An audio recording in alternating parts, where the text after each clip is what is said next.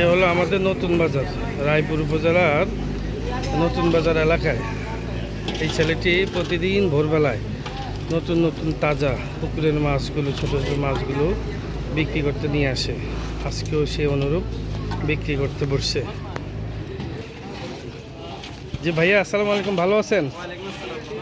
এই এই যে প্রতিদিন ভোরবেলায় এত সুন্দর সুন্দর ছোট মাছগুলো নিয়ে আসেন। ছোট মাছ তো এখন দেখাই যায় না, সব বিলুপ্তির পথে। এইগুলা কোত্থেকে নিয়ে আসেন? নিয়ে আসেন না? আজকে কত বছরে এইভাবে এখানে আসেন?